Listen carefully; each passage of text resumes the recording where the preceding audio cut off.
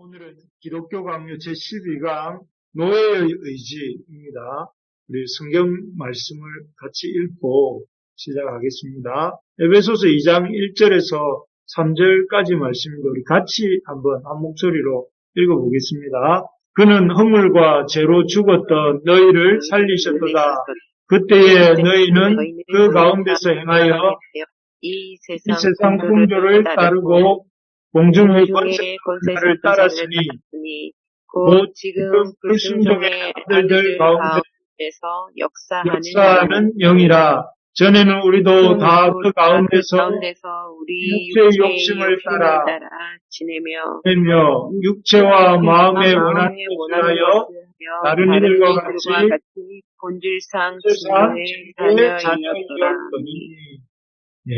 오늘 노예의 의지인데 우리의 상태에 대해서, 우리 죄로 인해서 죄인된 사람의 상태에 대해서 이렇게 보도록 하려고 합니다. 지난주에 우리는 이분의 이야기를 가지고 시작했습니다. 소크라테스인데요. 소크라테스의 너 자신을 알라는 말이 인간이란 어떤 존재인지를 알아야 된다 하는 소크라테스의 말로 시작했었는데요. 그래서 인간이란 존재를 알려면 인간의 두 가지 상태에 대해서 알아야 한다고 했습니다. 두 가지 상태라 하면 인간의 피조된 상태와 타락한 상태, 이 두 가지 상태가 있다고 했습니다. 먼저 피조된 상태다 하는 것은 인간이 스스로 존재하는 존재가 아니라 하나님 앞에 지음받은 존재다 하는 것이죠. 그래서 피조된 존재로서 인간은 하나님 앞에서 겸손히 행해야 한다고 했습니다. 또한 둘째로 이 타락한 상태란 피조물로 지음받은 인간이 원래 하나님의 지으신 대로 있지 않고 하나님의 말씀에 불순종함으로 죄를 짓고 범죄하여서 타락하고 오염된 상태가 되었다 하는 것입니다. 그래서 인간의 이 두 가지 상태, 피조된 상태와 타락한 상태를 알 때에 우리 인간의 이 실체적으로 다가갈 수 있다 하는 것이죠. 이렇게 타락한 상태, 즉 불순종의 죄를 짓고 범죄함으로 타락한 아담의 상태는 자신뿐 아니라 온 세상과 인류 전체에 영향을 주었다고, 큰 영향을 주었다고 했습니다. 그래서 우주에는 어떤 영향을 주었는가 하면 온 우주 만물이 아담의 타락함으로 인해서, 범죄함으로 인해서 로마서 8장 22절에 보면 피조물이 다 이제까지 함께 탄식하며 함께 고통을 겪고 있는 것을 우리가 아느니라고 적고 있습니다. 여기서 보면 아담의 타락으로 인하여서, 인류의 타락으로 인하여서 피조물들이 다, 하나님이 지으신 피조물들이 다 함께 탄식하고 함께 고통을 겪고 있다, 이렇게 말을 합니다. 그리고 이런 자연환경 전체도 영향을 받고, 그뿐만 아니라 모든 인류 전체도 아담의 타락으로 인한 직접적 영향을 받고 있죠. 그래서 온 인류에게 찾아온 것이 있는데 그것이 무엇이냐면 죄가 세상에 들어오고 죄로 말미암아 사망이 들어왔다. 그래서 이 땅에 온 인류에게 죄와 죽음이 찾아왔고 또 죽음이 모든 사람에게 왕노릇하고 있는, 모든 사람들이 죽음 앞에서 전전긍긍하고 있는 상태가 되었다는 것이죠. 그래서 이 아담의 범죄 때문에 온 우주 전체가 또 인류 전체가 영향을 받게 되었다 하는 것이 우리 지난주 보았습니다. 그런데 아담의 한 사람의 범죄 때문에 온 인류가 죽게 되고 또 죽음이 모든 인류 위에 왕노릇하게 된 것은 왜 그럴까 하고 의문을 가질 수 있는데, 아담이 온 인류의 언약적 대표이기 때문에 그렇다 하고 말씀드렸습니다. 마치 이것은 6.25 전쟁이 끝나고 휴전협정 때 그 휴전 문서에 사인한 사람이 여기에 보는 것처럼 메가드가 아니고 해리슨이더라고요. 해리슨이라고 하는 사령관이지만 그 휴전협정의 흐름은 우리가 그곳에서 그 사인할 때 잊지 않았지만 해리슨이라고 하는 사람이 사인을 했지만 오늘날 우리 모두에게 이 6.25 전쟁의 휴전협정이 우리에게 영향을 미치는 것처럼 아담이 온 인류의 이런 언약적 대표이기 때문에 온 인류의 대표로서 그 범죄함이 온 인류에게 영향을 미치게 된 것이다 했습니다.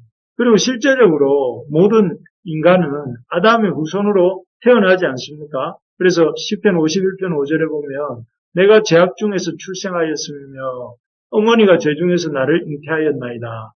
우리가 어머니의 태중에 잉태될 때에 우리가 하나님의 그 선하신 창조로 잉태가 되지만 그러나 그 속에서 부모의 형질을 우리가 잊게 되기 때문에 그 순간에 자연스럽게 우리는 부모의 제약을 이렇게 이어받아서 제약된 상태로 태어나게 된다 하는 것입니다. 그래서 실제적으로 아담의 후손이 아닌 인류는 없겠죠. 모든 사람들은 아담의 후손으로 태어나게 되는데 모든 인류는 그런 죄의 영향 가운데서 태어나게 되고 또 죄의 속성을 가지고 살다가 결국은 죄의 삭신 사망을 그 대가로 지불하게 되죠. 그래서 여기 로마서 6장 23절에 보면 죄의 삭슨 사망이요 이렇게 말을 했습니다. 그래서 우리가 나는 죄를 짓지 않았으니 죄인이 아니요 이렇게 말할 수 없는 것은 어떤 사람도 죽지 않는 사람이 없다는 것을 보면 모든 사람들이 죄인이라는 것을 보여주고 있고 그 죄의 결과로서 사람들이 죽게 되었다는 것들을 보게 됩니다. 그래서 우리가 여기까지가 지난주에 우리가 나누었던 내용입니다. 인간이 이 상태를 알려면 두 가지 상태, 피조된 상태와 타락한 상태라는 것을 알아야 되겠고 이 타락한 상태라는 것으로 말미암아 이 땅에 죄가 들어오고 사망이 들어왔다는 그 사망으로 인해서 인간이 죽을 어떤 죄의 종로를 타게 되었다는 것까지가 우리가 보았죠. 그런데 이 죽음하면 로마서 6장 23절에 나와 있는 죄의 삭슨 사망이와 할 때 이 죽음이라는 것은 우리가 흔히 육체적인 죽음만을 생각하기 쉽지만 이 육체적인 죽음, 사망이라는 것은 죄의 어떤 눈으로 보이는 결과이지만 죄는 이런 죄의 최종적 결과로서 육체적인 죽음을 가져오지만 죽기 이전에도 우리 인간 존재에 대해서 아주 광범위하고 또 심각한 영향을 끼칩니다.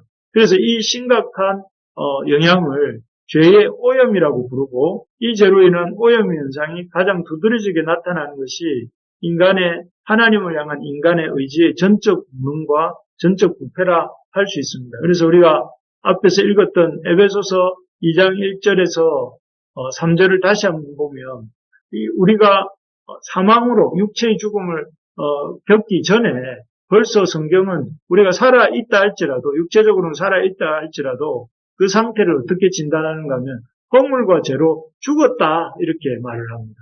그래서 우리가 영적으로 하나님을 향한 영적인 생명이 죽어 있는 상태가 에베소서 2장 1절이 말하는 인간의 상태다 하는 것입니다. 그래서 죽어 있기 때문에 하나님을 알지도 못하고 하나님을 알려고도 하지 않고 또 하나님을 향해 하나님이 어떤 은혜를 주셔도 반응할 줄도 모르고 또 오직 하나님 아닌 세상의 것을 추구하는데 아주 매여 있는 그런 존재가 인간인데 그게 바로 무엇 때문에 그래야 되는가? 죄로 인한 오염 때문에 죄로 인한 최종적 결과로서의 죽음 이전에 우리의 이 땅에서의 상태가 죄로 오염되어 있어서 영적으로 죽어 있는 상태.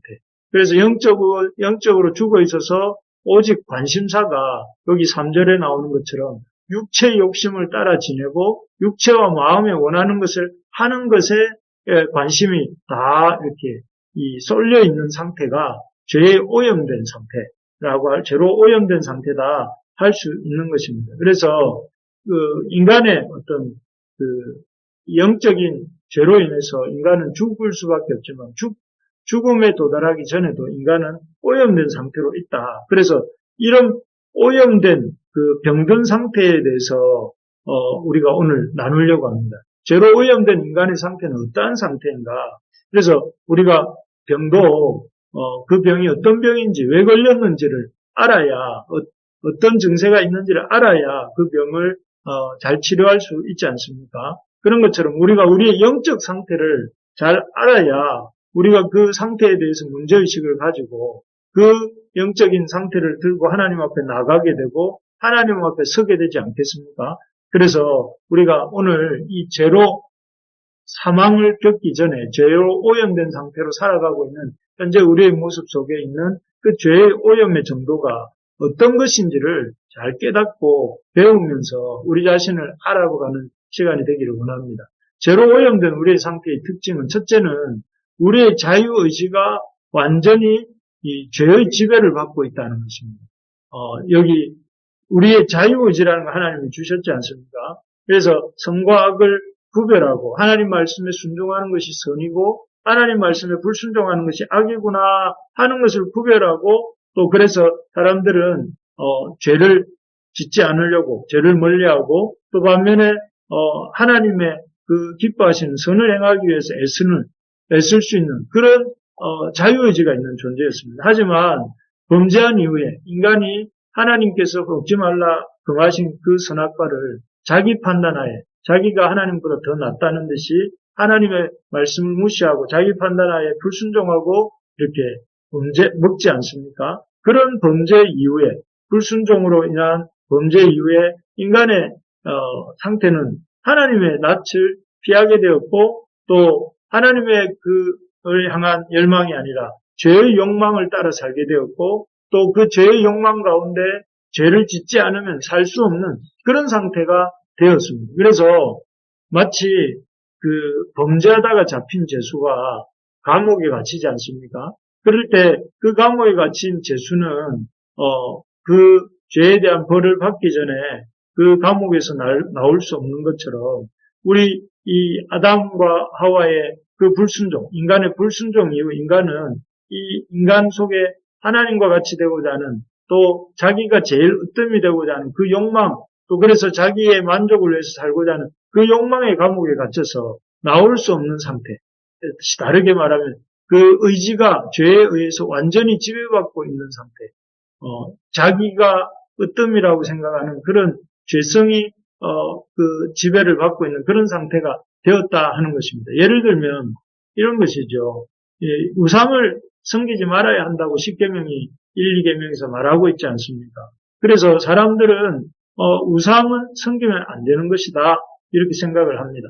그렇지만 어느샌가 모르게 헛된 우상을 섬기게 되는 것이 인간입니다. 또 기도해야지 하는 것을 기도해야 된다는 사실을 알고 기도해야지 이렇게 생각을 합니다. 그런데 어떻습니까?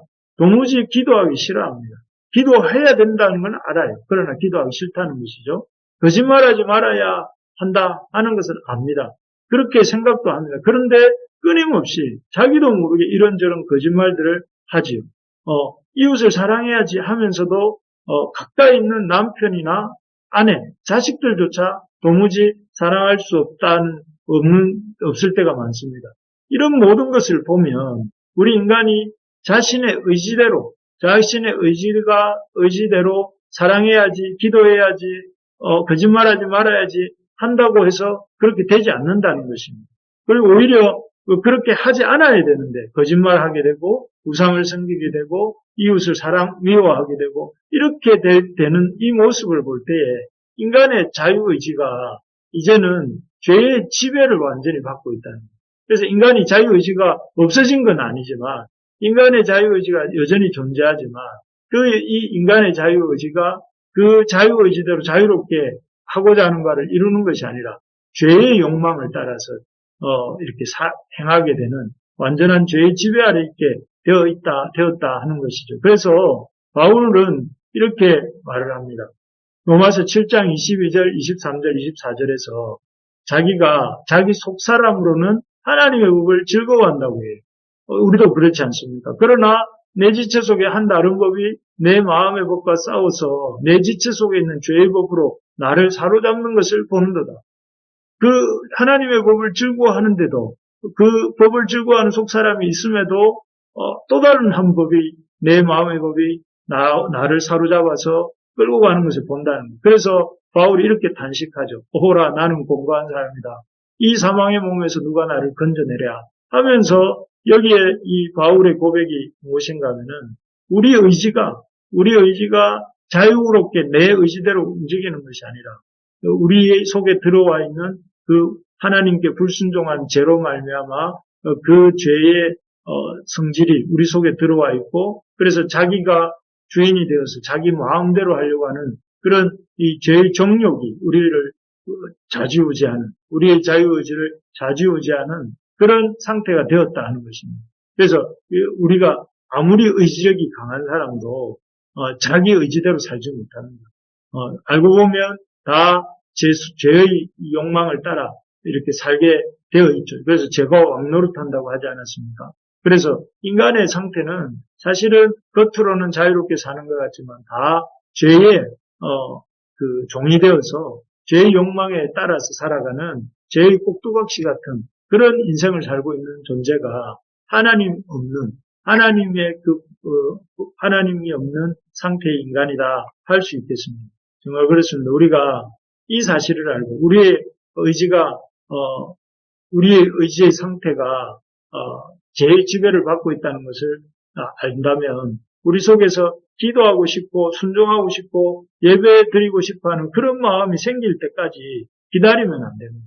왜냐하면 우리의 마음속에서 그렇게 기도하고 싶고 순종하고 싶고 예배 드리고 싶고 이런 마음이 그냥 저절로 생기는 법은 없다는 거예요. 우리의 의지는 그런 것을 기뻐하지 않는다는 거죠.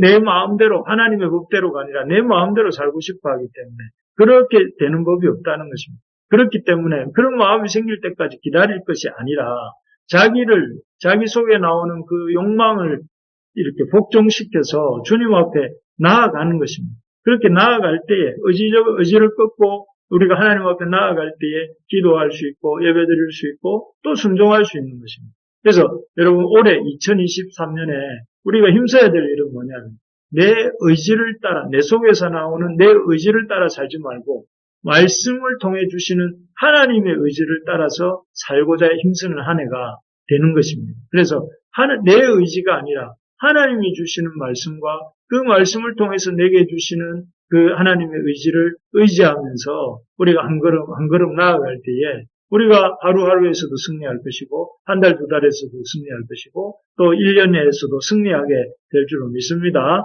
그래서 내 의지를 따라 살지 말고 하나님의 의지를 따라 삽시다. 이게 우리가 오늘 깨닫게 되는 한 가지입니다. 두 번째로 보면 죄에 오염된 상태의 특징이 무엇이냐면 우리의 자유의지가 죄의 완전한 지배를 받고 있는 것이라면 두 번째는 자유의지는 있지만 하나님을 향한 선한 의지는 없다 하는 것입니다. 이 말은 무슨 말인가 하면 오늘 교재를 한번 읽어보셨는지 모르겠는데 교재에 이런 내용이 나옵니다. 4번, 5번, 7번 문항을 한번 읽어볼 건데요. 화면을 한번 보시면 이렇게 되어 있습니다.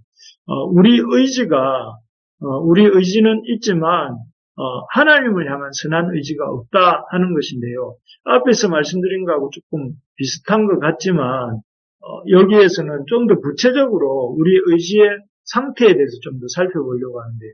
여기 이 자유의지, 우리 속에 있는 자유의지에 대해서 칼빈은 이렇게 말합니다. 여기 그런데부터 한번 읽어보겠습니다. 그런데 인간의 의지는 죄의 족쇄에 매여 있기 때문에 자유의지가 악한 것을 택하고 악한 행동을 하게 한다. 우리의 의지라는 것이 있긴 있는데 그 의지가 죄라는 것의 족쇄에 매여 있기 때문에 그 족쇄는 항상 어디론가 못 가도록 이렇게 끌어당기는 거지 않습니까? 족쇄라는 것이 묶어놓는 거지 않습니까? 어디에 묶어놓느냐 하면은 악한 것을 택하도록 그리고 악한 행동을 하도록 묶어놓는다는 것이. 그래서 이 자유의지라는 것은 여기에 보면 그 악한 것을 택하도록 하는 게 뭐냐면 정욕이라는 것인데 죄의 정욕의 노예가 되도록 한다는 것이. 그래서 더 이상 선한 것을 행할 수 있는 힘을 이렇게 이 자유의지에는 없다는 것입니다. 그래서 어거스틴은 뭐라고 했느냐면은 인간의 자유의지가 자유로운 존재지만 인간은 이제 죄의 노예가 되어 전혀 행할 수 없는 존재가 되었다. 그래서 인간의 자유의지는 있지만 선한 의지가 없고 그 자유의지를 가지고 선을 행하고 의를 행할 능력이 전혀 없고 그 의지를 가지고 정욕의 노예가 되어서 악한 것을 택하고 악한 행동을 하게 되었다 하는 것입니다. 그래서 우리 속에 있는 의지라는 것이 근본적으로 하나님을 기쁘시게 하는 또는 하나님이 명하시는 그 일을 힘써 감당하고자 하는 그런 방면의 의지가 없고 우리 속에 있는 의지의 이 펼쳐지는 방향이 정욕과 또 우리의 이 육체 욕망을 따라 살도록 이렇게 부추긴다 하는 것입니다. 그래서 우리 자유의지, 우리 속에 있는 의지가 이런 상태라는 것을 조금만 아는 것도 인생 큰 유익이 되겠죠. 그래서 우리 속에 의지가 생길 때까지 기다려서도 안 되고 또 우리 속에 생기는 의지라고 할지라도 그것이 다 좋은 의지라고 쏘으면 안 된다는 것입니다. 그러면서 타락이 자유의지에 가져온 결과에 대해서 오문항에서 이렇게 설명하고 있죠. 타락은 영혼의 복된 생활에 속하는 성질들을 모두 소멸시켰다. 그래서 영혼의 복된 성질들을 다 소멸시켰다는 거예요. 그래서 이 영혼의 복된 성질이 그러면 뭐냐? 믿음과 하나님께 대한 사랑, 믿는 것, 하나님을 믿는 것, 또 하나님에 대한 사랑, 또 이웃에 대한 사랑, 의, 거룩, 이런 열성들을 다 잃게 했다는 거예요. 그래서 인간의 속에 그런 하나님께 대한 사랑과 이웃에 대한 사랑과 의와 거룩을 스스로 추구하려고 하는 의지는 없습니다. 그리고 인간의 그런 영적인 성질들은 다 사라졌고 자연적인 은사는 남아있는데 그 중에서 이 자연적인 은사 가운데 하나라고 할 수 있는 인간에게 남아있는 이성은 잃어버린 바는 되지 않았지만 부패되었다, 썩었다는 것이죠. 썩어서 어떻게 이성은 원래 사리를 분별하고 합리적으로 진리를 추구하고 이러는 것이 이성인데, 무지가 이성을 장악했다고 되어 있습니다. 무지가 이성을 장악해서 진리를 이해할 수가 없게 되었고, 또 이성은 그렇게 되었고, 또 자연적인 은사의 의지도 잃어버린 바는 되지 않았지만 부패되었습니다. 그래서 바른 일을 추구할 수가 없고, 하나님에 대한 거듭나지 않은 인간은 진리에 대한 갈망을 가지고 있다 하더라도 진리를 찾을 수가 없다. 왜냐하면 인간의 이성도 또 인간의 의지도 부패되어 있기 때문에, 그리고 영적인 부분들은 사라졌기 때문에, 그래서 사람들은 이런 하나님에 대해서, 진리에 대해서 알고자 하지도 않고 알 수도 없고 알고자 하지도 않고 그냥 참 살아간다는 것입니다. 참 안타까운 일이죠. 그래서 인간이 타락함으로 인해서 인간의 자유의지가 완전히 오염되어서 복된 성질, 영혼의 복된 성질에 속하는 것들은 소멸되었고, 그나마 남아있는 이런 자연적 은사들 중에서는 이성도 부패되었고 의지도 부패되어서 인간의 이성과 의지로는 하나님을 분별할 수도 없고 진리를 분별할 수도 없고 추구하지도 않는다 하는 것이 그 오문항에 나오는 이야기들입니다. 그리고 칠문항에 보면 같은 이야기를 좀 다르게 설명하는데, 그럼 중생하지 않은 사람, 이 세속적인 사람들이겠죠. 영적인 것에 대해서 어느 정도 알 수 있는가? 이 영적인 것이라는 게 뭔가 그러면 영적인 것이라는 것은 하나님을 아는 것, 하나님의 은혜로 구원받는 것, 또 하나님의 법에 따라 생활하는 것. 그래서 하나님을 알고 하나님의 은혜로 구원을 받고 하나님의 법에 따라 생활하는 것이 영적인 것인데, 이런 영적인 것에 대해서 중생하지 않은 사람은 어떤가? 이런 사람들은 중생하지 않은 영혼의 마음은 어두워서 성령께서 그 마음에 빛을 비춰주시지 않는 한 영적인 것을 알 수 없다. 성령께서 빛을 비춰주시지 않는 한 어둠 자체인 것이다. 그래서 자연적 이성을 가진 사람은 진리를 알고자 하거나 그것을 삶의 목표로 삼는 일은 있을 수 없다. 이렇게 되어 있습니다. 이 상을 통해서 우리가 5번, 또 4번, 5번, 7번 문항을 우리가 한번 이렇게 살펴봤는데요. 여러분 앞으로도 교재에 있는 것들을 한번 꼼꼼히 읽고 오시면 좀 어려움이 있더라도 꼼꼼히 읽고 오시면 많이 도움이 될 거라고 생각합니다. 어쨌든 이 4번, 5번, 7번 문항을 보면서 우리가 알게 되는 것은 뭡니까? 첫째는 죄인인 우리 안에 자유의지가 있다 하는 것입니다. 자유의지가 없다는 것이 아니라 있다 하는 것입니다. 그러나 그 자유의지 속에는 이 하나님의 선을 행하고자 하는 선한 의지가 전혀 없고 우리 스스로 의를 행할 수 있는 능력도 없다는 것입니다. 우리의 죄로 인해서 우리에게 그런 영적인 복된 것을 추구하는 성질이 다 소멸되었다는 거예요. 그래서 인간은 스스로 하나님을 알려고도 하지 않고 하나님을 알 수도 없고 하나님의 법을 사랑하지도 않고 따라 살고자 하는 마음이 전혀 없다 하는 것입니다. 그래서 우리 인간은 자유의지는 있지만 그 자유의지를 가지고 진리를 추구할 수 있는 능력이 없는 존재다 하는 것입니다. 그래서 안 믿는 사람들이 영적인 것에 대해서 관심이 하나도 없는 것은 너무나 당연합니다. 왜냐하면은 이 사람들은 이 죄로 인한 그 오염에 의해서 그의 이 영적인 것을 추구하는 성질이 죽었고 또 지성과 의지와 이성이 부패했기 때문에 그렇다는 것이죠. 그런 사람들이 그런 어떤 영적인 것을 추구할 수 있는 힘을 얻을 수 있는 것은 성령의 빛이 비치어야만 된다 하는 것입니다. 그리고 두 번째로 우리가 깨닫는 것은 우리 속에 있는 이런 자유의지가 우리 속에 자유의지가 있지만 그런 자유의지는 방금 말씀드린 것처럼 이성과 의지를 부패시켜서 하나님의 진리를 이해할 수 없게 되었고 또 추구하지도 않는다는 것입니다. 그래서 이게 우리 인간의 상태입니다. 중생하지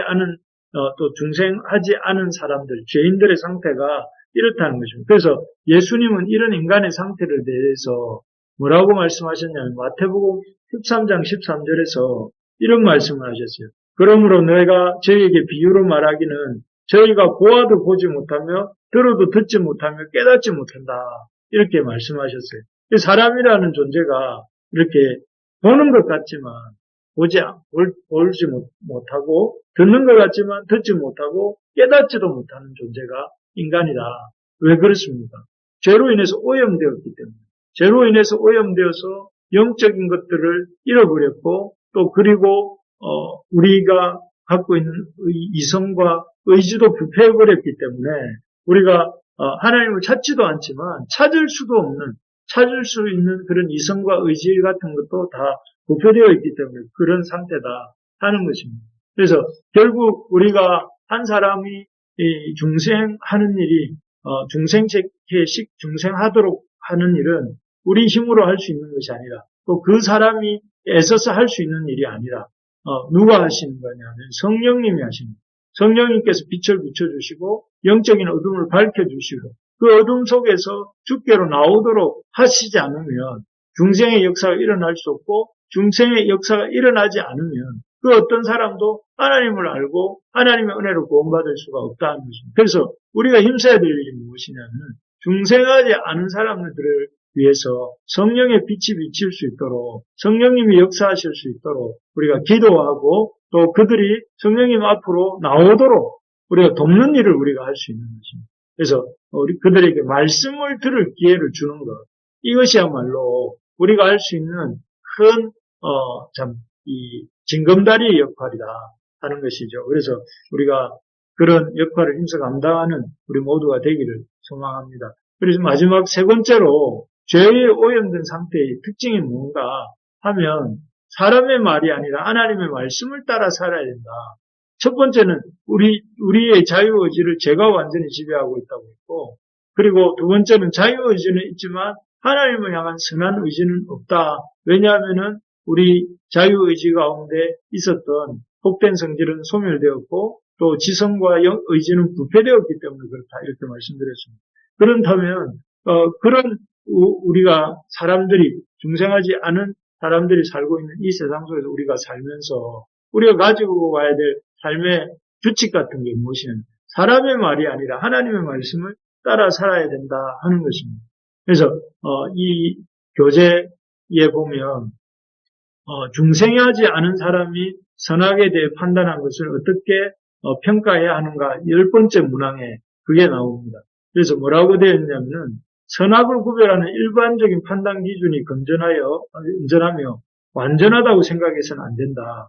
중생하지 않은 사람이 선악을 판단하는 그 기준이 건전하고 완전하다고 생각해서는 안 된다. 왜냐하면 우리에게 완전한 의의 표준은 하나님의 율법이고 하나님의 율법을 통해서 이성적으로 생각하여 선악을 판단. 우리의 기준은 무엇이어야 되냐면은 사람들이 선악에 대해서 판단한 그것을 가지고 와서 기준 삼으면 안 되고 우리 하나님의 율법, 하나님의 말씀이죠. 하나님의 말씀을 통해서 우리가 선악을 판단해야 된다. 왜냐하면은 자연적 이성, 중생하지 않은 사람이 이성을 가리킵니다. 하나님을 믿고 거듭나지 않은 사람의 자연적 이성으로 선악에 대해 판단하는 것은 하나님의 그 말씀의 언약을 가지고 자연적 이성에 대한 이성을 가지고 하는 선악 판단을 비춰보면 선한 것이 전혀 없습니다. 예를 들면 인간의 선한 이성으로는 어떤 사람도 하나님을 섬기고자 하는 사람도 없고 안식일을 거룩히 구별해 지키려고 하는 사람도 없습니다. 또 그 둘째 돌판을 가지고 인간의 이성적 판단 기준을 평가해 보면 그 인간의 이성의 판단 기준으로 거룩하게 살아야 된다. 거룩하게 살아야 된다거나 거짓말하지 하면 안 된다거나 간음하면 안 된다거나 이런 어떤 기준으로 제시하는 경우가 없습니다. 그래서 결국 모든 것을 평가하고 판단하는 기준은 사람들의 말이거나 다수결이나 이런 것들이 아니고 우리가 이렇게 세상에 대해서 판단하고 사람들에 대해서 또 이렇게 분별하는 그 기준은 무엇이어야 되는가 하면은 하나님의 말씀을 가지고 사람들의 말을 평가하고 하나님의 말씀을 가지고 세상의 이런 트렌드를 평가하고 하나님의 말씀을 가지고 이 세상의 것들을 평가하고 분별하는 그런 기준으로 삼아야 된다 하는 것입니다. 그래서 요즘 많이 세상에 요즘 어떻게 바뀌고 있는지 바뀌고 있는가 하면서 교회도 이렇게 바뀌어야 된다. 세상이 어떻게 바뀌고 있는가. 크리스찬도 이렇게 바뀌어야 된다. 그런 바뀌어야 될 부분이 있다면 바뀌어야 되겠죠. 그러나 우리가 조심해야 될 것이 세상이 우리를 바꾸도록 내버려 둘 것이 아니라 우리가 세상을 바꾸어 나가야 되고 세상이 하나님 말씀을 판단하도록 놔둘 것이 아니라 하나님 말씀이 세상을 이렇게 이 세상에 대해서 진단하고 평가하고 하나님 말씀이 그 세상을 비추도록 우리가 그렇게 해야 된다는 것입니다. 그래서 우리가 하나님 말씀이 우리의 기준이 되어야 되고 하나님 말씀의 기준을 가지고 세상도 평가하고 트렌드도 분별하고 또 그러면서 하나님 말씀대로 살고자 이렇게 써야 된다 하는 것이죠. 왜냐하면 인간의 이성이 부패해 있고 인간의 의지가 부패해 있기 때문에 인간의 이성, 중생하지 않은 인간의 이성에서 나오는 모든 말, 중생하지 않은 인간의 그 행실에서 나오는 세상의 트렌드, 그것이 기준이 되면 안 된다 하는 것이죠. 그래서 세상을 따라갈 것이 아니라 세상을 분별하고 세상을 향해서 말씀을 선포하고 세상이 말씀을 따라오도록 이렇게 해야 되는 역할을 가진 데가 바로 교회고 또 성도들인 것입니다. 그래서 여러분 우리가 하나님 말씀을 가까이 하고 하나님 말씀을 통해서 나 자신을 바라보고 또 하나님 말씀을 가지고 이 세상을 바라보고 또 하나님 말씀을 가지고 세상의 트렌드를 분별해 나가는 그런 우리가 되어야 되겠습니다.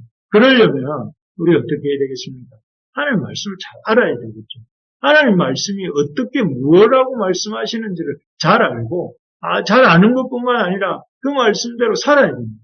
하나님 말씀대로 살아가려고 애쓰고 하나님 말씀대로 살면서 이렇게 살아갈 때 그 삶에서 힘이 나오는 말씀의 파워가 나오는 거예요. 말씀의 파워가 있어야 사람들이 그 말씀을 굴복하게 되는 것이지 않겠습니까? 그래서 여러분 우리가 올해 한 해는 열심히 하나님 말씀을 읽고 묵상하고 하나님 말씀 앞에 우리가 순종하는 한 해가 되기를 소망합니다. 그래서 우리를 통해서 많고 적음이 중요한 것은 두 번째 문제, 많고 적음의 문제는 두 번째 문제고 지금 내가 하나님 말씀 앞에서 살고 있는가, 하나님 말씀대로 살고 있는가를 곰곰이 생각해보고 또 우리 자신을 하나님 말씀 앞에서 버려야 될 것들은 버리고 순종해야 될 것은 순종하는 우리가 되기를 소망합니다. 마무리하겠습니다. 우리 이 기독교 강요 12강 이 노예의 의지라고 했는데 이 무슨 말인가? 인간의 의지가 있는데 범죄한 이후에 인간의 이 자유의지는 이 죄에 완전히 지배받고 있다 하는 것입니다. 그래서 인간의 가만히 놔두어서는 인간 스스로 하나님 말씀 보려고 기도하려고 예배드리려고 하지 않는다. 기다리지 말고 우리가 우리의 의지를 꺾고 하나님의 의지를 따라 순종하며 살려고 애써야 된다는 것이 첫 번째. 두 번째는 우리 속에는 하나님을 향한 선한 의지가 없습니다. 그래서 하나님을 알고자도 하지 않고 하나님의 은혜를 갈망하지도 않고 우리 속에는 하나님의 그 말씀대로 살려고 하는 그런 마음도 없기 때문에 우리가 성령의 조명하심과 역사하심을 기대하고 날마다 의지해야 된다 하는 것입니다. 그리고 우리가 세상의 말이 아니라 사람의 말이 아니라 하나님의 말씀을 따라 살아야 된다 하는 것들을 우리가 오늘 나누었습니다. 이런 것들을 힘써 붙들면서 우리의 의지를 따라 사는 것이 아니라 하나님의 의지를 따라 살면서 하나님의 말씀을 따라 살면서 세상을 분별하고 헤쳐나가고 또 그래서 하나님을 향한 갈망을 가지고 성령의 은사를 구하는 우리 모두가 될 수 있기를 간절히 소망합니다.